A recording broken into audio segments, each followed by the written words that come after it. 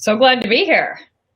Thank you for joining us, and Congressman Sarbanes, thank you for being on. Sure. And Tiffany for agreeing to help host this. Absolutely.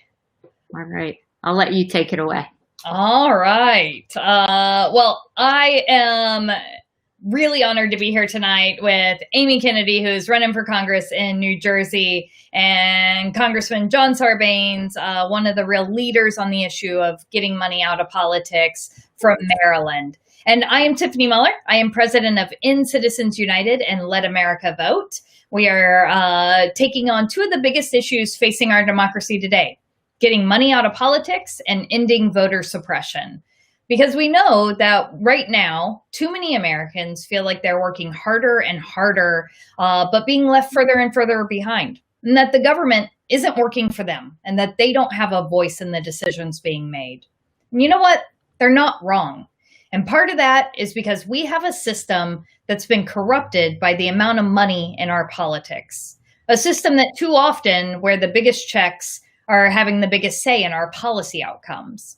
10 years ago, the Supreme Court made what I think is the most disastrous decision of our lifetime in the Citizens United decision. And it took two really terrible ideas and it merged them together. And it said money equals speech and corporations are people. And it put a for sale sign on our democracy. And what we've seen since then is a flood of unlimited and undisclosed money flooding into our elections. As a matter of fact, we've seen outside interest groups spend $4.5 billion to try to buy our elections since 2010. Right there in New Jersey, we've seen $73 million spent by outside special interest groups. That's a lot of money, and it's really hard for Americans to have a say when they're up against that kind of special interest. And let's just take one example. Let's take Big Pharma, where we have seen efforts to cut and lower the price of prescription drugs fail over and over again because Big Pharma spends hundreds of millions of dollars every election cycle and has 1,500 lobbyists on Capitol Hill on any given day. 1,500. That's 3 for every member of Congress. How are people who are going to the pharmacy and trying to figure out whether or not they can afford the medications their doctors have prescribed compete with that? So, and no matter what issue you care about, whether it is gun violence or climate change or an economy that is more fair or prescription drug prices or affordable health care, to look at the inaction and the dysfunction in Washington, all you have to do is follow that money. And so we know, though, that we can change it. And I have great hope. First of all, we know that the people are with us. We are made up of 4 million members across the country. Democrats, Republicans, independents all care about this issue, all want to feel like their government is working for them. And we know that if we send the right leaders to Washington, that we can pass real reform. Leaders like Amy Kennedy, which is why we're so thrilled to be here today. And we have one of those great leaders who's already in Washington fighting the fight every day here with us today, Congressman John Sarbanes. He is truly the leader and the architect of these issues on the House side. He chairs the Democracy Reform Task Force. He wrote H.R. 1, the For the People Act, which is the largest anti-corruption democracy reform package that we've seen in over 50 years. He's a dear friend, and it's such a privilege and an honor to work with him on these issues day in and day out. And so, Congressman Sarbanes, I'm going to turn it over to you. Thanks very much, Tiffany. It's great to be with everybody this evening, and Amy, it's terrific to join with you, and I want to thank you for your leadership. I mean, the leaders that arrive in Congress are leaders well before they get there. That's one reason the electorate responds to them so forcefully, and you've already exhibited great leadership in this campaign by taking a very strong stand with respect to pushing back on the influence of big money in our politics. I want to salute the work of End Citizens United and Tiffany Muller.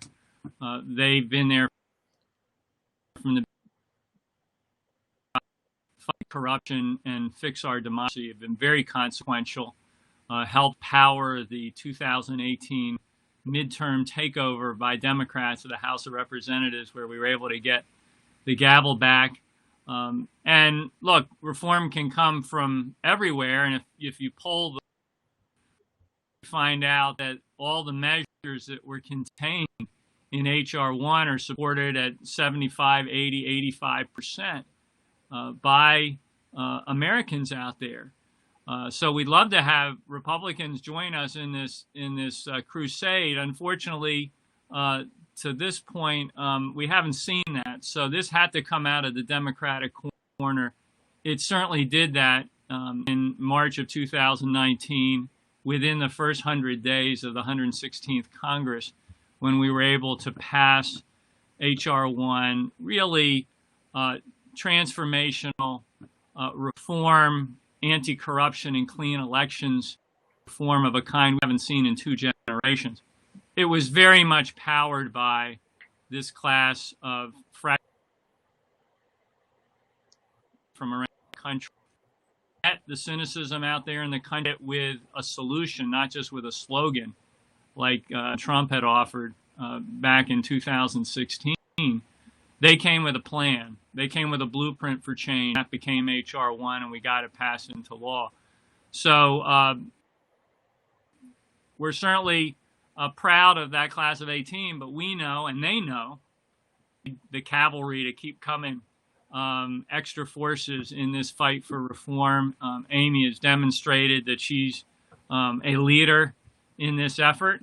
So Amy, thank you very much. I'm going to turn it over to you. Amy's a former public school teacher, mental health advocate, mother of 5, and somebody who, frankly, like many of the candidates that stepped into the arena in 2018, and many who are doing it now in the 2020 cycle, looked at what was happening in our politics and said, I have to step forward, send me.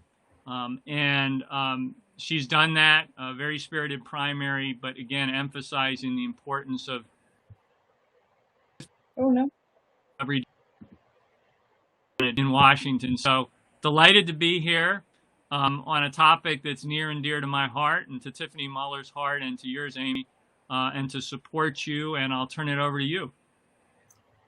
Thank you so much. I'm just so grateful to you for your work on getting H.R. 1, and I think it would be great too if we kind of talk about all the parts of that for everybody that's watching that maybe isn't as familiar. But for me, starting out this campaign in January, I was excited to sign on to ECU's pledge, and I feel like really resonated with the people in South Jersey as well, who are worried about violence in politics. And it's a conversation that we're having, and we know that it's very difficult to find real change if we're still being so influenced by those thousands of lobbyists that you mentioned, Tiffany. It's really unbelievable when at a time when there's so much happening in our country, it's easy to lose sight of kind of the inner workings and what's going on, how things get done. But being able to call everyone's attention back and at this moment talk about things like voting and how we make it more accessible is so key, especially now when everybody's looking at different ways of participating, especially here in New Jersey. And we were excited during the primary to see the highest turnout ever in the history of this district. And we know that this was the first time people were able to vote from home, and that definitely increased turnout, and the enthusiasm's there. So being able to make sure people can do that in a way that they trust and that can allow more access will be important going forward. Well, I mean, the great part about this is we get to just like talk, and I get to ask questions. We get to have a conversation with whoever is calling Congressman Sarbanes right now.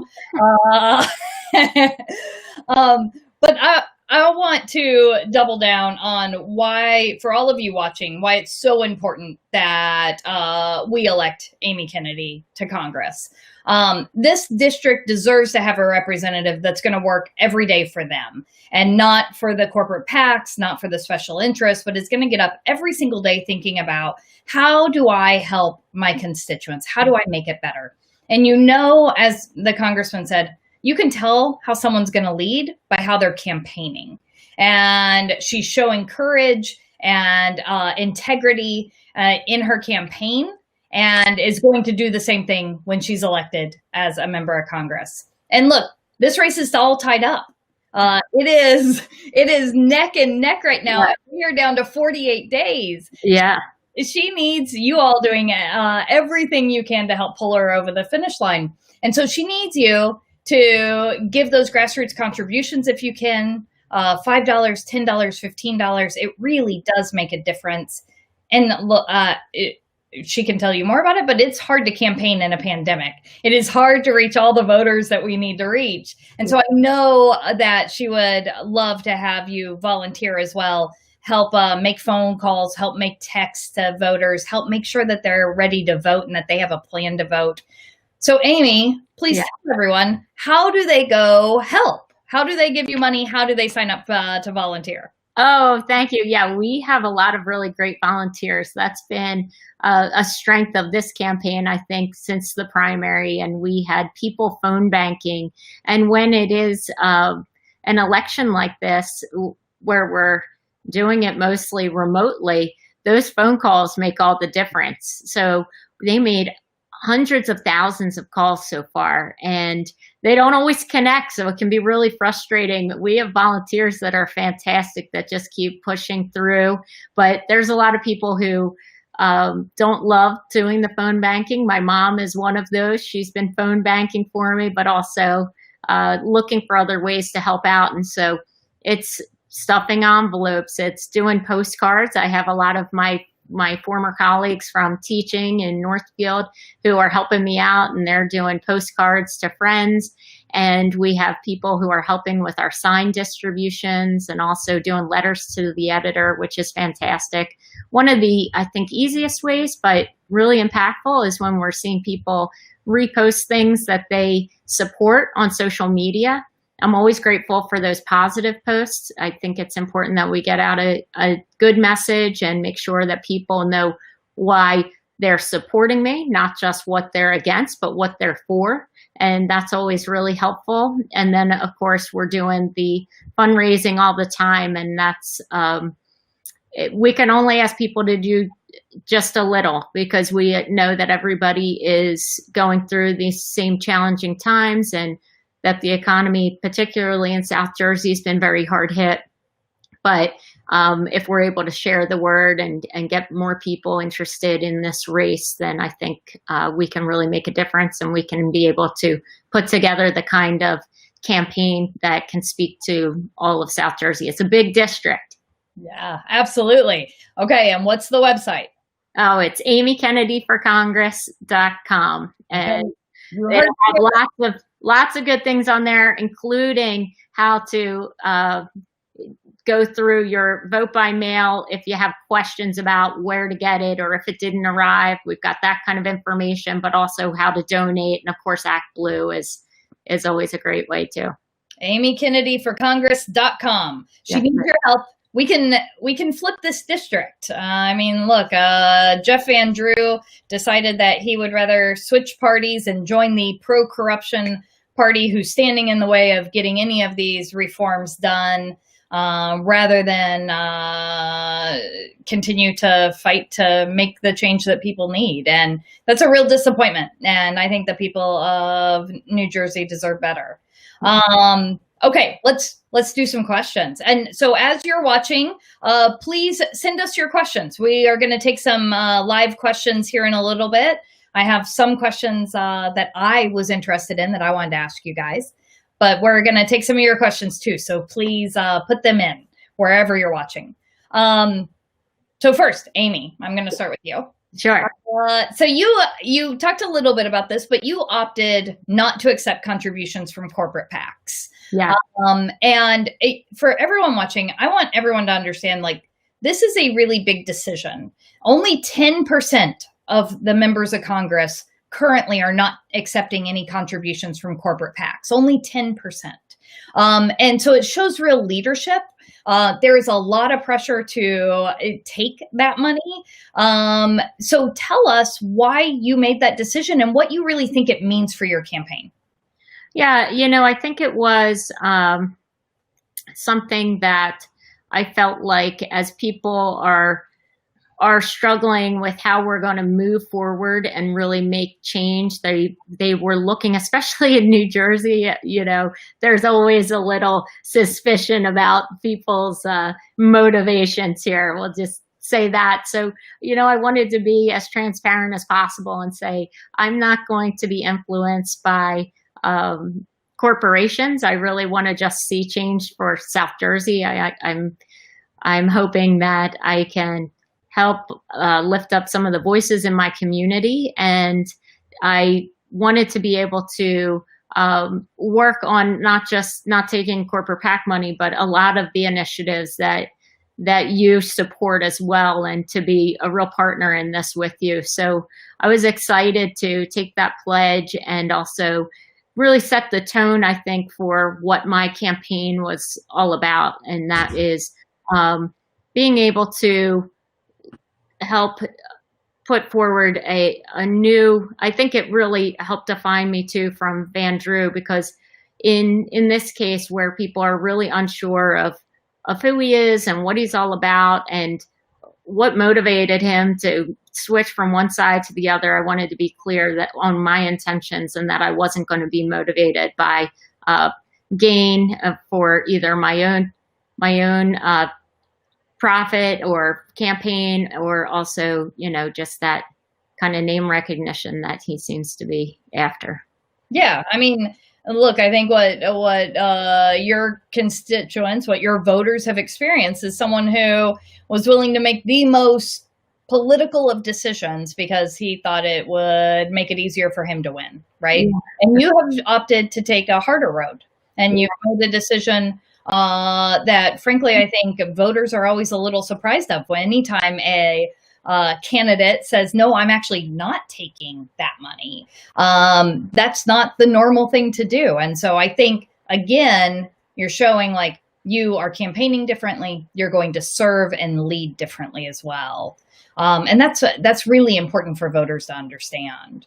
Congressman, we were talking a little bit about the For the People Act, HR 1, which is the largest anti-corruption and democracy reform package that we've seen in 50 years. And it would do so many of the things that we know our country needs to do. Can you talk about that bill? And can you talk about why it's so important for our country and moving us forward? Sure. And let me just come back, though, and I want to emphasize something about not taking for PAC money. It takes a tremendous amount of political courage to do that. Because the system has really refined its clutches, if you will, of people through that kind of corporate PAC structure.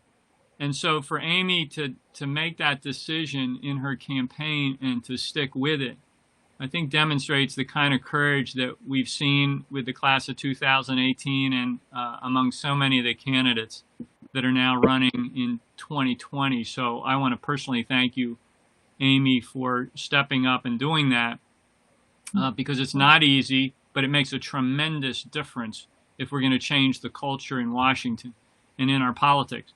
I also just want to mention, I've been looking in the chat box, and you got like 1 million fans, and they're going crazy over here talking about how wonderful you are. So that's another measure of a great candidate, is the enthusiasm that the candidate generates out there among volunteers and activists and just ordinary voters. So by that measure, Congressman, we have a big family. You know that. I know. I know. To be all right. Yeah. It might be relatives saying it. Right. That's fair. As long as they're in your district, some of them. That's right. That's it. Anyway, so in terms of HR 1, look, HR 1 was basically a response to three broad sets of grievances that we were hearing from the public. The first thing we were hearing was, why is it so difficult for us to get to the ballot box? Why do I have to run an obstacle course as an American voter to cast my vote? It's a very good question. I mean, here we are. We believe ourselves to be the greatest democracy on the planet, and yet it's still so difficult for so many people to exercise the franchise. So a lot of the reforms in H.R. 1 go to that basic principle that it should be easy, not hard, to register and vote in America. Things like automatic voter registration, which would add, tens of millions of people to the rolls in this country by making it easier for them to get registered. Emphasizing the importance of early voting, emphasizing the vote by mail opportunity, which obviously people are trying to take advantage of in the current climate, but we can do much better to make that sort of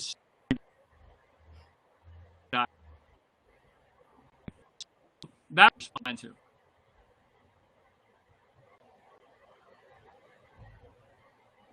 I think you might be on mute. Sorry. Oh, oops. No, you're okay. You came back. I'm fading in and out because I'm not using Google Chrome. I'm using Safari. So my bad, it turns out. So also ending, very important priority for Americans contained in H.R. 1. The second big set of grievances or complaint you hear from the public when you listen carefully, or even not so carefully, is they're saying to us, when you get to Washington or anywhere else where laws are made, you should behave yourself. You should act ethically and be accountable. So there's a whole set of reforms in H.R. 1 that deal with ethics and accountability, which we're very proud of. The third thing, the thing that I think is most important if you want to talk about why people have become so cynical in this country, is dealing with the influence that money has on the system. And there we've got things like disclosure requirements out there. Behind is more transparent. But also, let's create a new system of funding campaigns in America that matches the donations from small donors and gives them the ownership of the system instead of lobbyists, corporations, deep-pocketed donors being the ones that call the shots. To me, that's the ultimate power move in H.R. 1. It's basically saying we, the people of the country, are going to take ownership of how campaigns are funded here. And in return, candidates, members of Congress, you're going to work for us. You're not going to work for the corporations. You're not going to work for the lobbyists. So that is really a dramatic set of reforms. So it's pretty easy. We don't want to run an obstacle course to get the ballot box. We think you should behave when you get to Washington. And by all means, please don't get tangled up in the money. Remember where you came from. Represent the people who sent you there. In a nutshell, that's what H.R. 1 is all about. But we've only got it passed in the House in round 1. We got to get it done again next year. Hopefully we'll have a Senate and a president that will want to step up and join us in that enterprise. But we got to get people like you there, Amy, to carry the banner on this and to be that reinforcement for the candidates that came in the 2018 midterms. So this is why I'm here, because I need you, and I need the voters and the activists and the volunteers out there who are filling up your chat box to make sure that you get there next year. Thank you. I'm excited to do that. Well, and what I love is there's speculation going on in the chat about whether or not the Pope is going to endorse you. Governor Murphy, President Obama, Vice President Joe Biden, and that maybe the Pope is going to do so. I'll take it. I'll take it. That's amazing. Amy, I know that in your campaign, you rolled out a corruption reform plan, a plan to fight political corruption. Yeah. Can you tell us more about that and what's in it and why you rolled that out during your campaign? Yeah, well, I would have to give a little credit to your H.R. 1 because that's a big chunk of that policy that is what we are basing ours on. So you can count on me. I do want to support you and support your effort. And it just was so comprehensive, and there's so much to it, and all the pieces that you just outlined so well that that matched the needs here in South Jersey, as well as, federally what we need to see happening. So that was a big piece. And of course, working, overturning Citizens United is an important part. So we know that that's got to happen. And then, some of it's really in South Jersey, looking at how, or New Jersey wholly, looking at how we decide ballot placement and things like that. Those aren't necessarily issues that we talk about all the time, but it certainly was important in my own race. And then making sure that we're restoring the Voting Rights Act. And I think now, of course, with John Lewis, it's so important that we're continuing to talk about that and make sure that his legacy is represented. Absolutely. And I mean, obviously, a big part of HR1 and a big part of your fight political corruption plan is about stopping that connection between big money and public policy outcomes. And we understand that to tackle any of the big issues of our day, that we really must break that connection between policy outcomes and money. So can you talk to us a little bit about what issues you would be most excited to tackle if we could first get the money out of the way? Oh, sure. For climate change, I think it's really important. We are, New Jersey is on the list of those that would be most impacted by climate change with flooding. Of course, we're watching what's happening in California and praying every day about that and thinking about how this has become, news, whether it's in California or Australia or the Amazon, and then looking at the hurricanes as they're coming up. I think it just leads to our anxiety all the time. And we know it's happening despite, what this administration's, can toss it off as not being climate change. But for me, I believe that if we could take the corporate money out of the conversation, that we would see real action, and that we need to see real action, and we'd be able to make progress that would protect our environment and help us build more green energy and more climate resilience down here. Our infrastructure is in desperate need. And we've seen in New Jersey where there have been some new projects that are focused on wind energy off the coast of Atlantic City and Salem with a new wind port. And those things are exciting. They're going to bring new jobs to our area. And that's the direction I think we'd be seeing more of under the Biden administration, as well as if we could take this corporate PAC money out of the conversation. Yeah. Hey, can I jump in real quick? Sure.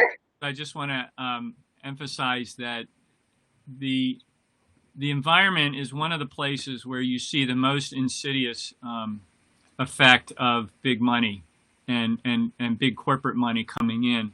There was a report a few years back, I think by the group Oil Change International, something like that, and they determined that the oil and gas industry is getting a 5,800% return on the investment it makes in lobbyists and campaign contributions. In other words, if you look at some of the subsidies for that industry, they made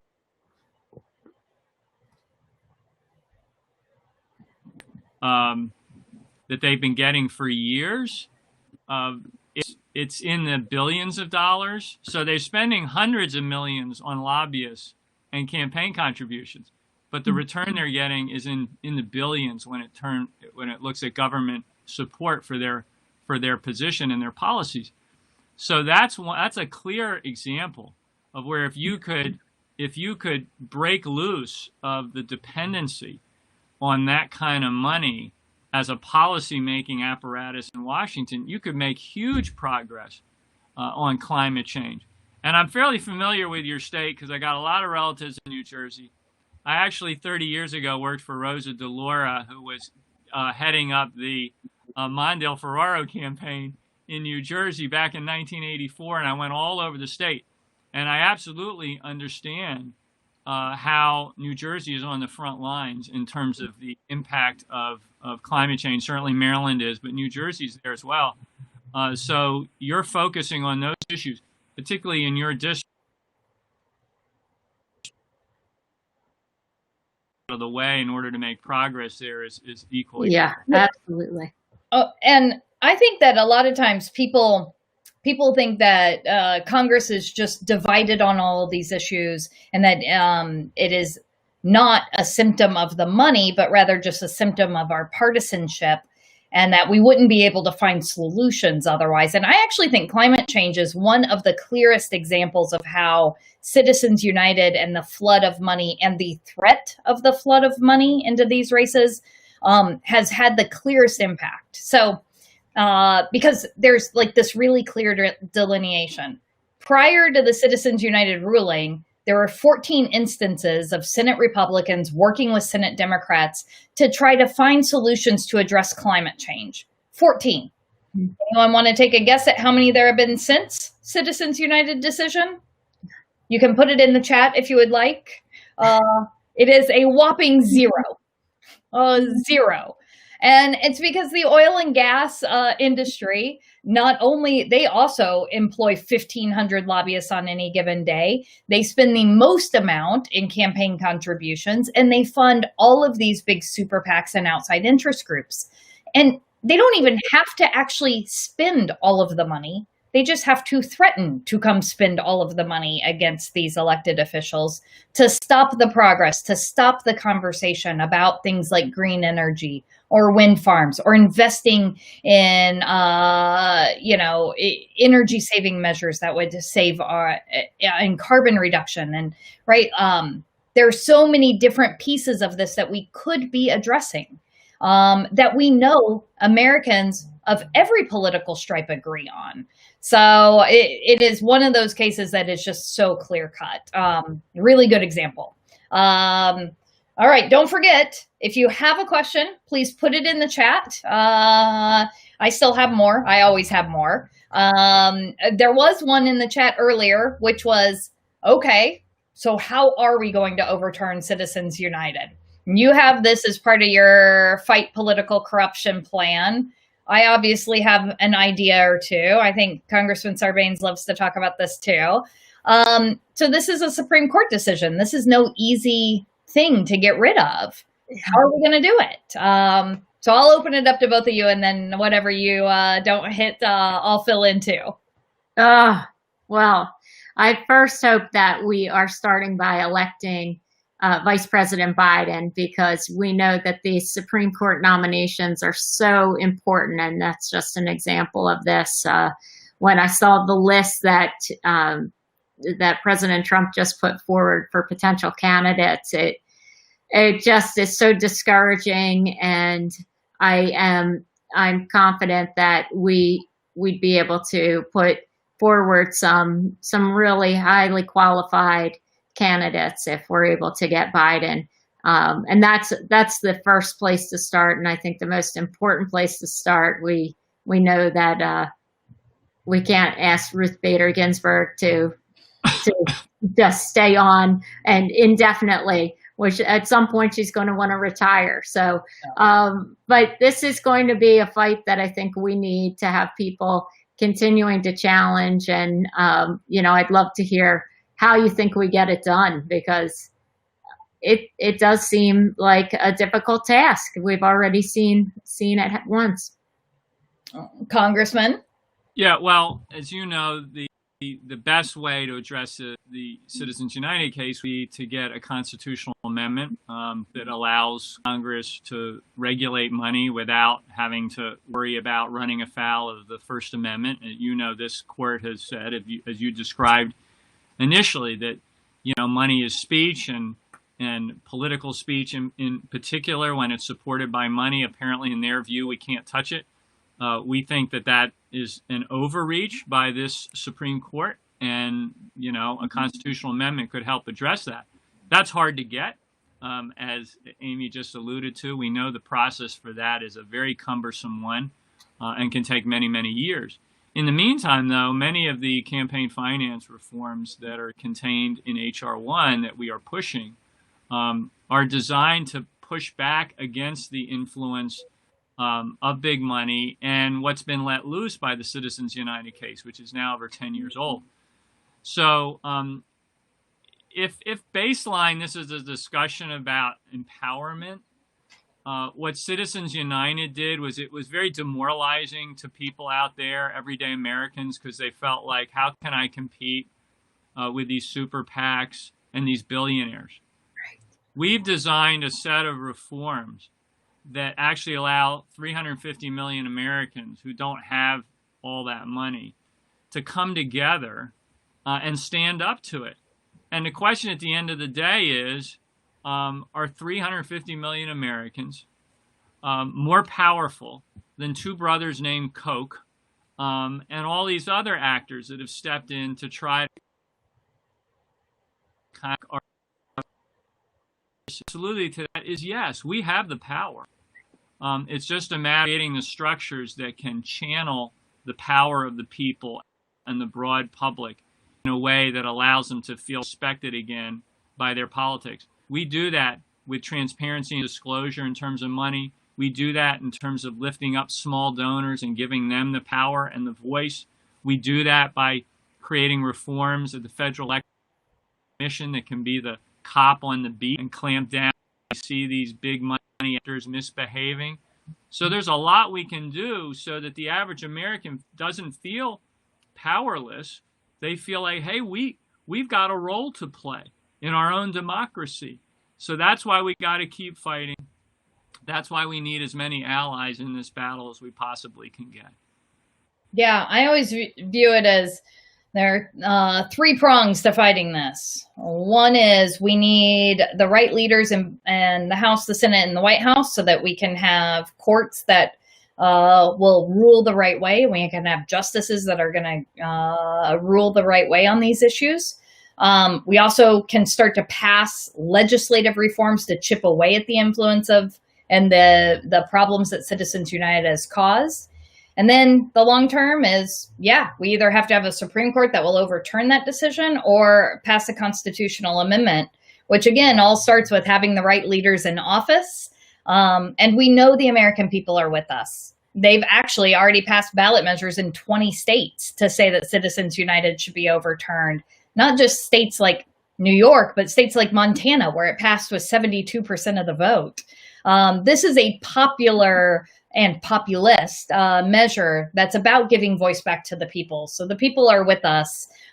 We just have to make sure that we're representing them, which again is why you need to go to amykennedyforcongress.com because we need Amy's voice in Congress. That was a nice little transition there. I like that. I like it. There's lots of great chatter going on in the chat room. There's good questions coming in. So I'm going to read a few of them. So first question from Woody. Actually, I think Woody has put in a couple of questions, but I wanted to make sure we hit on this because I know it's been a big part of what people are concerned about right now, which is how do we assure that Americans' votes are being handled properly this year? I fear the pressure from this administration may be detrimental to our democracy and to the USPS. And I mean, we are just in unprecedented times with the attacks and the disinformation that we're seeing. So I'm going to open it up to both of you, just whichever one wants to jump in. Thank you. You know, this is when I feel like I'm really lucky to live in New Jersey with these efforts at voter suppression that the administration has attempted. You know, we have a governor here who is doing everything that we can to make sure that people have a safe way to participate, because there's a lot of people like my mom who always work the polls who this year are very afraid to do that. And I've voted from home many times. I've voted by mail, and that's the option that we're seeing now, but with an increased number of secure drop boxes that have surveillance. So we have a minimum of 10 in every county. I think that that's probably the method I'll use to go use the secure drop box. while I trust the post office, I also know that it'll get there through the secure drop box, and that gets checked daily. So that's going to be probably my method. But if you use the post office, that you can track your ballot online in New Jersey and you can see if it's been received. So that gives people a comfort to know that they can follow up. And if it was not received, they'll be able to inquire and see where it is or what the next steps they should take might be. There's also the option to go in person the day of and fill out a paper ballot, a provisional ballot. And that is maybe something that some people will want to do. And we also know that you can register now online in New Jersey. So starting September 1st, people are able to register online, and that's fantastic. There's also a way for people to be a messenger for a ballot for someone who is unable to drop it off themselves, but want to have it delivered to the clerk's office. So there's a limit to that. But if there's somebody that maybe is a neighbor or lives in your home that can't take it directly, you might be able to be a messenger for them. That's fantastic. That's a lot of ways to make sure that your ballot gets in. Congressman? Well, I would just say, I mean, we've been having hearings on what's been going on at the Postal Service with this Postmaster General Louis DeJoy, who made a naked grab to try to undermine mail-in voting. He may have jumped a gun because he did this in time for us to catch him red-handed and to bring some real focus and spotlight on what he's been up to. I'm hoping that'll make him behave, although I don't trust him as far as I can throw him. But it's also had the effect of educating a lot of voters on the process. And so I think, 2 months out from the election, there was this wake-up call that people really got to take how they vote seriously. I've never seen in all my years such a level of determination on the part of the average citizen about making sure they get to the ballot box. I mean, it's incredible.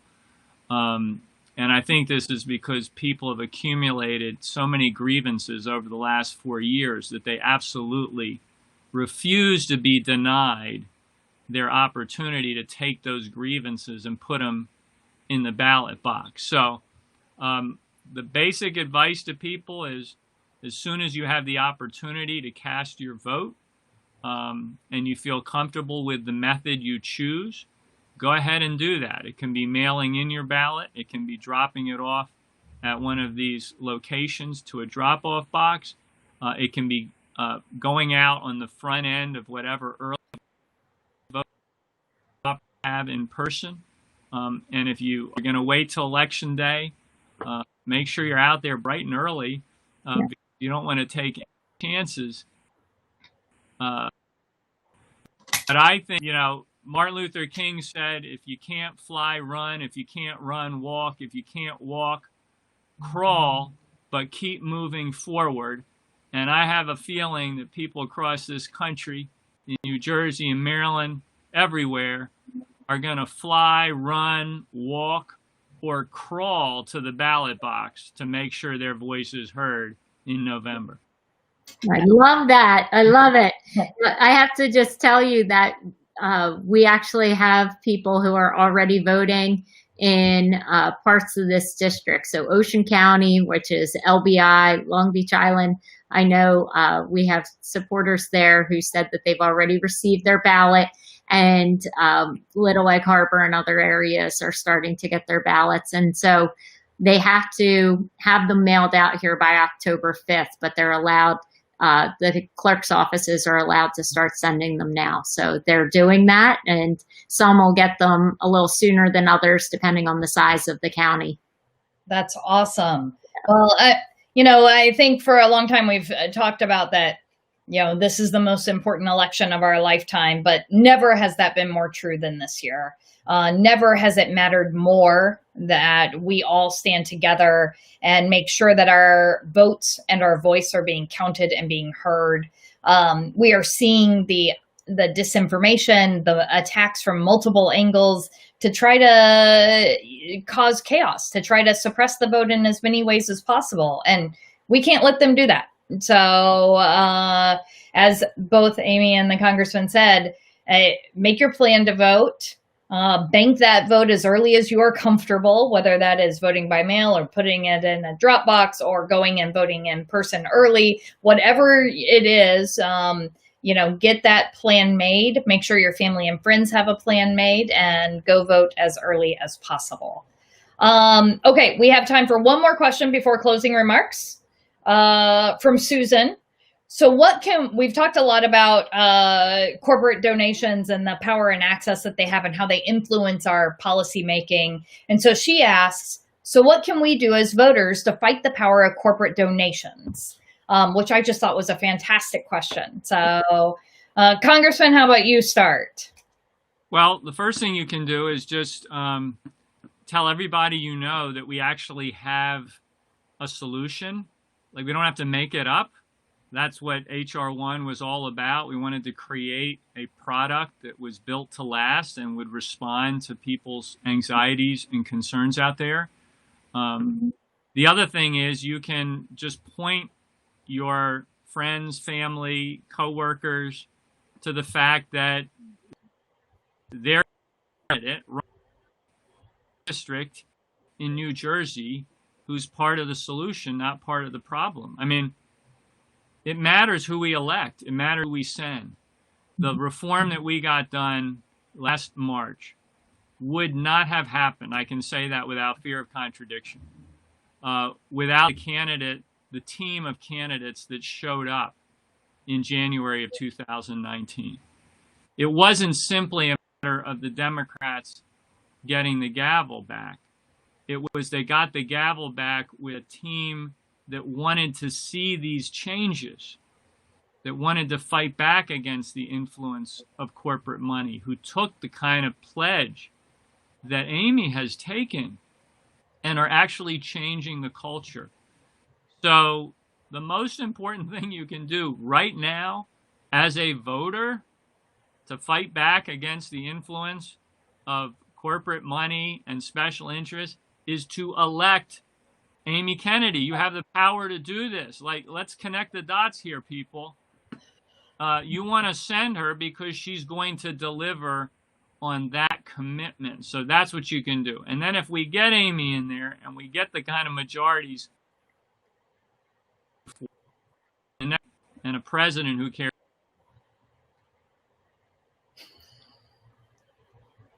tell everybody you know there's a solution. Let's go fight for it, and let's support those in Congress who are also fighting for it. Thank you so much. And I would say, just to add to that, I think that if you keep asking candidates, did they sign the pledge? I felt like it was something that was important to voters. And so, I mean, it's always, as Tiffany mentioned, it's a hard decision because you're saying that you're going to take a leap of faith that people are going to support your campaign. And if you're all pushing for your candidates to do this, they will. If they know it's important to you, that if you're supporting ECU, then they're going to take the pledge. And right now, if it's only 10%, the goal should be to get to 20%, 30%, 40%. And, in the primary, I think I might have been one of the only candidates that signed on. I know that my opponent in this part in the general did not sign the pledge. And, that's a question we should keep asking and putting a little pressure on and saying, turn the heat up and say, how come you're not? Tell us, why did you make that decision? Who's going to influence you? There must be a reason why you decided you had to accept that corporate PAC money and you're not playing on a level playing field. So I think that's always the way. And I'm sure that Tiffany probably has a whole list of great candidates of people who have taken the pledge and who continue to operate from that perspective. Well, look, this movement is just growing, and it's because of all of you watching. It's because you have made it possible for candidates to do this. And that's what's so incredible about this and what makes me so excited. So in 2017, before the 2018 election, there were only 7 members of Congress that were not taking corporate PAC money. 7. Today, there are 63. And we have a chance in this election to expand that number by many more fold, including by electing Amy Kennedy for Congress. So once again, that is amykennedyforcongress.com.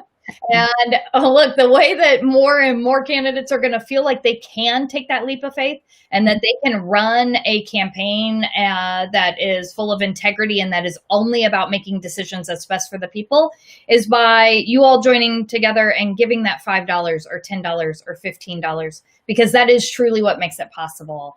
So amykennedyforcongress.com. Okay. Can you believe we've actually come to like the end of our time together already? So I'm going to kick it to each of you to do closing remarks. Congressman, I'm going to start with you to give us some closing remarks. Well, you said, Tiffany, that this is the most important election. I'm not worried about being predicted on that point. But it's also the election we've been waiting for. We've been, in some sense, obviously, we've been waiting for this election for the last 4 years. There's no question there.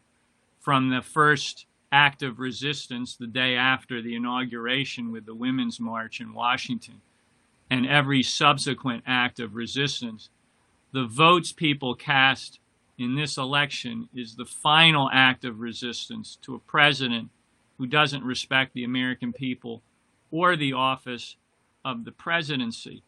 So we've been waiting for 4 years. We've been waiting for longer than that for this election because of the opportunity it presents to do the kinds of reforms that we're talking about. And in some sense, our country has been waiting for this election for over 200 years. And what I mean by that is, this is the election that's going to test the vision of our founders. This is the election that's going to test the durability of our Constitution. There's a reason that so many candidates, Benjamin Franklin coming out of the Constitutional Convention and being asked, is this, Mr. Franklin, will this be a republic or a monarchy? And responding, a republic if you can keep it, madam. Well, this is the chance to show if we have the goal as a people and as a nation to hold on to our constitutional republic. So we've been waiting for over 200 years for this test. And I think we're going to pass this test. And it's the people of this country that are the ultimate backstop in terms of standing up for our democracy.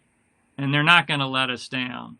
And Amy Kennedy stepped into the arena because she wanted to be part of helping America pass that test at this critical, critical moment. Thank you for doing that, Amy. I'm so excited about your candidacy. I don't know that I'm as excited as these people in the chat room because they're going bananas, but I'm pretty excited. So keep fighting, keep rolling. You're going to win. You're going to come to Congress and you're going to help us achieve this change. Thank you so much, Congressman. You got me fired up. That was awesome. I am like really, just so grateful. You're doing such good work there and really trying to, I think, make a sweeping change that'll help us have that democracy that our forefathers called for, but that you just so beautifully described what we need to do to keep this country moving forward. And you're ensuring that with your HR1, and it's just so fantastic to have all of these people on talking about their support and feeling their energy. And I think that's what a campaign like this that you've outlined, that ECU outlines, is really all about. And I've had the good fortune to have that support in the primary and now in the general, and I'm excited for this process and for the voting to start as it's starting today, and know that we only have a short time to go. So I appreciate everyone making that push to vote early,